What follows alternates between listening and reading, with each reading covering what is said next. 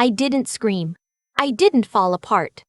I just stood there at my son's graveside in my good black dress and my low-heeled shoes, the ones he'd bought me 2 Christmases ago, and I thought, he thinks he's already won. His name was Arthur Miles, my son-in-law, or I should say, my late son's husband's business partner. No, that's not right either. Let me start over. The way I always do when I tell this story, because it matters that you understand who these people were before everything came apart. My son was Clement Joseph Whitfield, 39 years old when he died. He had my mother's eyes and his father's hands, broad palms, squared-off fingers, the kind of hands that look like they were made to build things. And he did build things. From nothing, really. I raised him in a 2-bedroom apartment in Savannah, Georgia, on a teacher's salary and whatever extra I could pull in tutoring on weekends. His father left when Clement was 7. Didn't say goodbye, just wasn't there one morning, and then wasn't there the next morning, and eventually I stopped checking for him. Clement never seemed to hold that against the world. That was the thing about my son. He wasn't bitter. I used to tease him about it. I'd say, "Boy, you didn't get that from me." And he'd laugh that big rolling laugh of his and say, "Mama, you're not bitter. You're just precise." He was precise too. An engineer by training, a developer by ambition. He built a construction and property management company out of Atlanta that by the time he was 35 was worth somewhere in the neighborhood of $9 million. He had 32 employees. He'd started a scholarship fund for kids from low-income households in our county. He called me every Sunday morning without fail. He married Renata 4 years before he died. I want to be honest about how I felt about her from the beginning, because I think it matters. I didn't dislike her. She was polished and pretty. She worked in marketing. She made my son smile in a specific way I hadn't seen before. But there was something, I don't have a better word for it than performance. Like she was always slightly aware of how she looked doing whatever she was doing. Even laughing. Even crying. I chalked it up to my own protectiveness and told myself to let it go. Arthur, I liked even less, but I had fewer reasons I could name. He'd been Clement's business partner for 6 years. He had an MBA from Emory, a nice house in Buckhead, and a way of talking that made everything sound like it had already been decided. He'd come to cookouts and say things like, "Clement wouldn't have made it past year 2 without me," and then smile like it was a joke, and Clement would laugh, and I'd watch and think, that isn't a joke. Arthur believed it. What I did not know, not then, was that Arthur and Renata had been together for nearly 2 years before my son died. Clement collapsed at his desk on a Thursday afternoon in October. His assistant found him slumped forward. By the time the ambulance arrived, he was gone. Massive cardiac event, the hospital said. He was 39 and had run a half marathon the previous spring. He had no diagnosed heart condition. The attending physician listed the cause as sudden cardiac arrest and told me these things happen sometimes, even in young, healthy men, and I nodded and thanked him and went home and sat in my car in my driveway for a long time. I am 66 years old. I have been a high school English teacher for 38 years. I am not a doctor, and I am not a detective, and I am not a lawyer. What I am is a woman who has spent 4 decades teaching young people to read carefully, to notice what isn't said, and to ask questions when something doesn't add up. Something didn't add up. The funeral was held at New Hope Baptist, the church where Clement had been baptized. The sanctuary was full. His employees, his college friends, people from the community whose kids had received his scholarship money. I sat in the front pew with my sister Georgette beside me and Clement's college roommate, a man named Warren, on my other side. Renata sat beside me in widow's black, holding a handkerchief she never used. She cried beautifully. I noticed that too. Arthur gave a eulogy. He stood at the podium and talked about Clement's vision, his drive, his legacy. And I watched people nod and dab their eyes, and I kept my face very still. When Arthur came down from the podium, he stopped beside me. He leaned down close. I could smell his cologne, something expensive, and he said, quietly enough that only I could hear, "Don't worry about the business, Loretta. I'll take care of everything. Clement would have wanted it that way." He straightened up and moved on. I sat with that for a moment. Loretta. He'd always called me Mrs. Whitfield. Every cookout, every holiday dinner, every Sunday call that Clement would put me on speakerphone for always Mrs. Whitfield, always that little deferential smile. And now, at my son's funeral, the day we put him in the ground, he called me Loretta and told me not to worry about the money. I didn't turn around. I didn't react.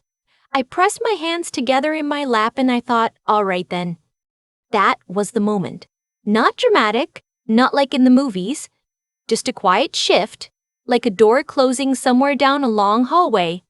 I went home after the burial and I made a pot of tea, and I sat at my kitchen table with a legal pad and I started writing down everything I remembered about the last 2 years of my son's life. The things I'd noticed but hadn't said anything about. The Sunday calls where he'd sounded tired in a way that wasn't normal tired. The time he'd mentioned offhandedly that he and Arthur were in a transition period with the finances and changed the subject when I asked what that meant. The way Renata had started appearing at more business functions, how Arthur would arrive at those same events and the two of them would do that thing where they didn't look directly at each other, which is, I've learned, the tell. Not when people look, when they deliberately don't. I'm a teacher. I noticed things like that. I called Warren the next morning. He'd been Clement's closest friend since their freshman year at Georgia Tech, and he'd been at the company for 2 years as their operations manager.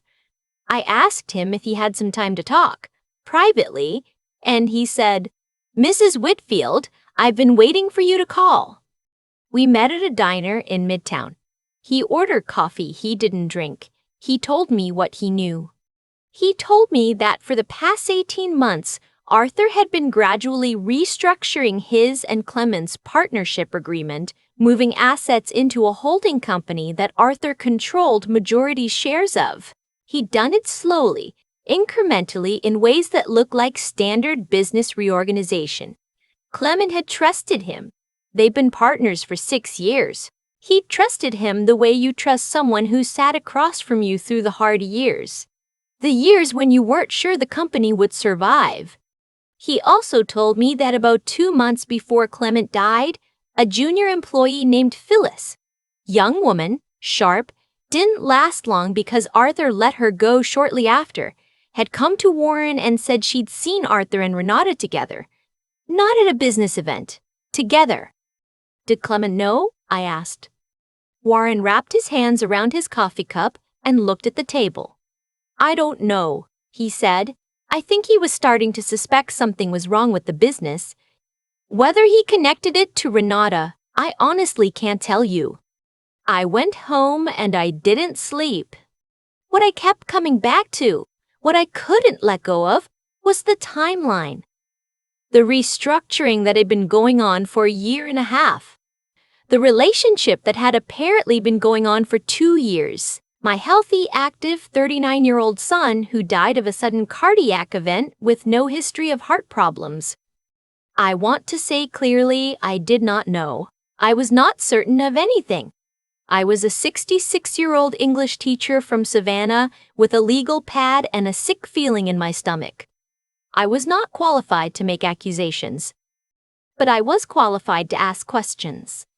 I hired an attorney, a woman named Ms. Johansson, who specialized in estate litigation and who did not look like someone you'd want to be on the wrong side of. She pulled the partnership agreements, the holding company filings, the financial records she was able to access, She confirmed what Warren had told me. Over the course of 18 months, Arthur had quietly positioned himself to inherit controlling interest in everything Clement had built in the event of Clement's death. The documentation was sophisticated. It wasn't exactly illegal, but it was designed so that Clement wouldn't see it coming, and so that Renata, who stood to inherit Clement's personal assets but not his business interest, would end up with a fraction of what she'd expected, which meant Arthur had been planning to cut her out too. That was when I understood the whole shape of it. I asked Ms. Johansson if she could refer me to a private investigator. She gave me a name. I used my savings, not a dramatic amount, not nothing, and I hired him. What he found over the next 6 weeks, I will tell you plainly. Renata had a prescription for a medication called digoxin, a heart drug used for certain arrhythmias. She did not have a heart condition. The prescription had been written by a doctor she'd seen once at a walk-in clinic under a description of symptoms that, the investigator noted, sounded recited rather than observed. Digoxin, taken over time in small doses, can cause cardiac events. It can be difficult to detect post-mortem without specifically testing for it. The initial autopsy had not tested for it. There was also, on Renata's personal email, obtained legally to a process I will not detail, a series of messages with Arthur dating back 26 months. Some of them were romantic, some of them were financial, and some of them, from about 10 months before Clement died, discuss what they called the transition in language that turned my blood cold when I read the printouts. I sat in Ms. Johansson's conference room, and I read those pages, and I did not cry. I held them in both hands, and I thought about my son calling me every Sunday morning, and I thought about the scholarship fund he built, and I thought about those hands that looked like they were made to build things. Then I slid the pages back across the table and I said, "What do we do now?" Miss Johansson looked at me for a moment before she answered. "Now we go to the police."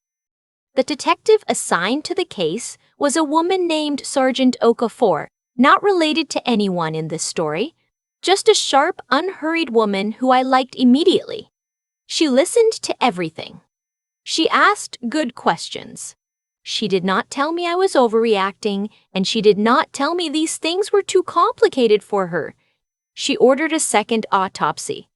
They found digoxin, not at levels that would have flagged automatically. That's the thing about a slow accumulation, but at levels that, taken in context with everything else, were enough.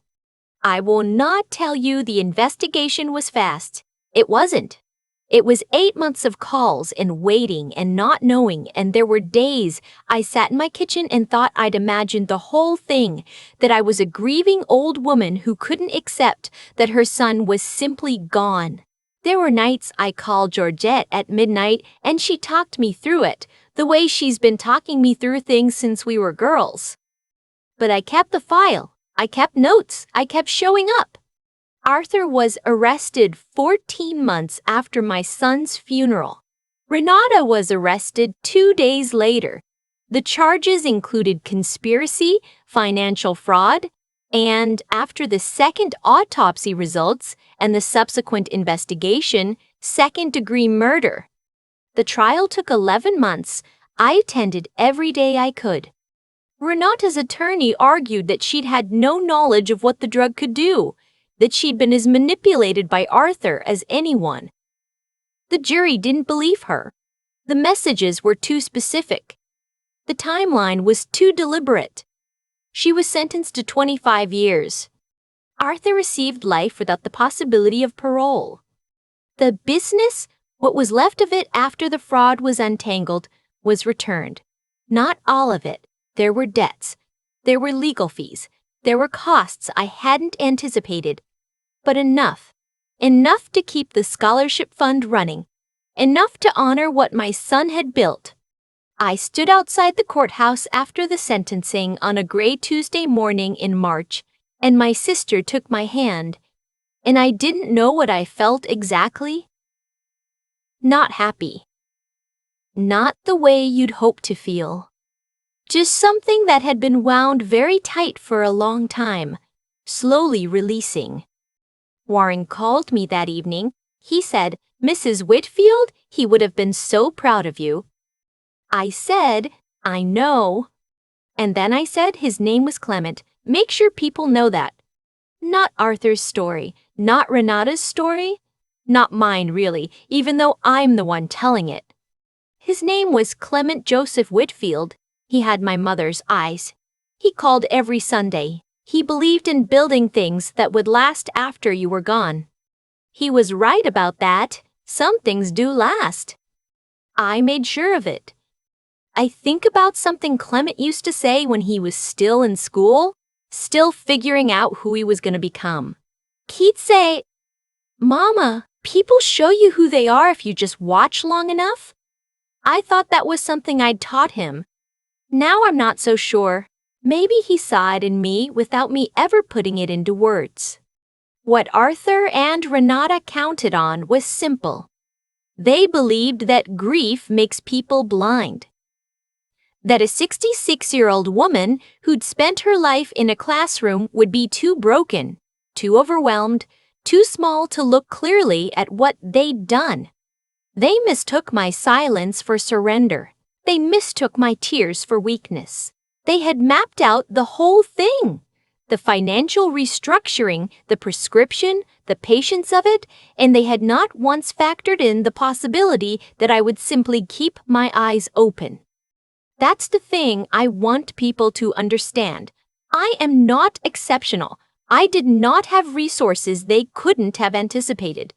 I had a legal pad and a pen and a deep, stubborn refusal to accept a story that didn't make sense. Doing right by my son wasn't a choice I made once. It was a choice I made every single morning for 14 months, on the days I believed myself and on the days I didn't. There's something I've come to believe after all of this that I couldn't have articulated before. The people who wrong others at that scale, who plan it, who execute it carefully, who sleep soundly while they do it, they always believe their intelligence protects them. Arthur had his Emory MBA. He had his careful paperwork. He had his confidence. What he didn't have was integrity, and without that, intelligence is just a sharper instrument for digging your own grave. He was smart enough to construct the lie. He wasn't good enough to outrun what it cost him. Renata chose a different kind of calculation. She chose comfort over conscience, and she made that choice incrementally, one small compromise at a time, until one morning she was grinding medication into her husband's smoothie and telling herself it was somehow still survivable, that she could live with it, that she could come out the other side of it and have a life. That's not a failure of intelligence. That's a failure of character. And character, I've learned, isn't what you have when things are going well. It's what holds you together when the easier thing would be to let go of it. As for me, I held on, some mornings barely. Georgette talked me off ledges I won't describe. Warren drove 3 hours to sit with me when the waiting got to be too much. I kept the file. I kept showing up, not because I'm brave. I don't think of myself as brave, but because giving up would have meant accepting that Clement's life ended without anyone asking why. I couldn't do that. Whatever it cost me, I could not do that. His name was Clement. He called every Sunday. He built things meant to last. I made sure at least one more thing would last, the truth of what happened to him. That's all I had to give him by then. I gave it everything I had.